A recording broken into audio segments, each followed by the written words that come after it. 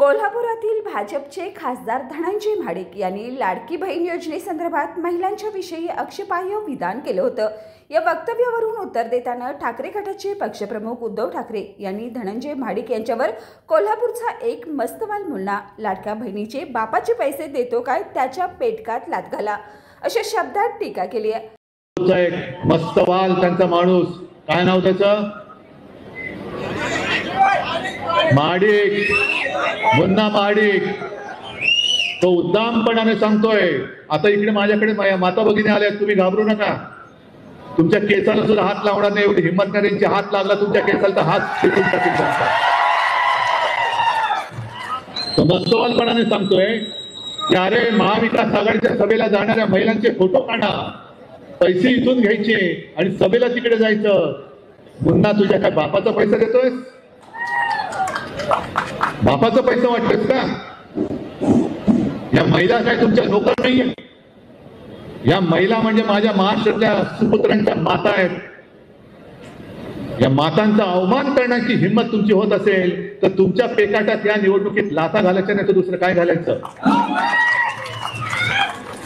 आज त्याच्या या वक्तव्याविरोधात कोल्हापुरात भाजप महिला आघाडी आक्रमक झाली आहे। उद्धव ठाकरे यांच्यावर कडक कारवाई करण्यात यावी अशा मागणीचं निवेदन जिल्हा पोलीस अधीक्षकांना भाजप महिला शिष्टमंडळानं दिलंय। मी डायरेक्टर सुरू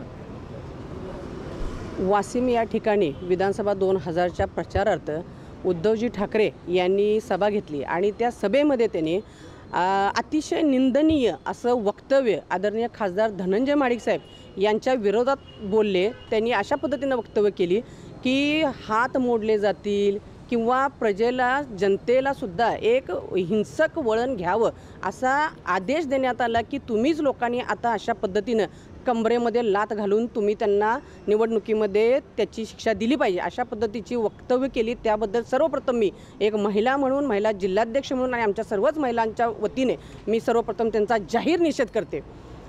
सांगायला खूप आनंद होतो की महाडिक कुटुंबियांचं जर तुम्ही राजकारणातील योगदान पाहिलं असेल तर आदरणीय भारताचे पंतप्रधान नरेंद्र मोदीजी यांच्याच मार्गदर्शनाखाली नेतृत्वाखाली आदरणीय धनंजय महाडिक साहेब काम करत असून आणि त्यांनी आज जे महिलांना मोदीजींनी जे 33% आरक्षण दिलं त्याचंच द्योतक उदाहरण घेऊन आदरणीय आमच्या मार्गदर्शिका अरुंधती महाडिक वहिनीसुद्धा धनंजय महाडिक साहेबांच्या नेतृत्वाखाली मार्गदर्शनाखाली महिलांसाठी भागीरथी महिला संस्था अतिशय सुंदरपणे चालवत आहे, ज्याच्यामध्ये महिलांचं स्वावलंबन, त्यांना स्वतःच्या पायावर उभा करणं असे अनेक उपक्रम त्या वर्षानुवर्ष घेत असतात। आणि इतकं चांगलं योगदान महिलांच्यामधून खूप चांगला महाडिक कुटुंबियांच्याबद्दल प्रेम असून सुद्धा अशा पद्धतीनं चुकीचे नरेटिव्ह सेट करून महाडिक साहेबांना कटकारस्थान करून बदनाम करण्याचं काम या विधानसभा प्रचारामध्ये होत आहे। कारण आता विरोधकांच्या पायाखालची माती सरकलेली आहे, कारण विजय हा निश्चित आहे आणि महिलाच हा विजय मिळवून देतील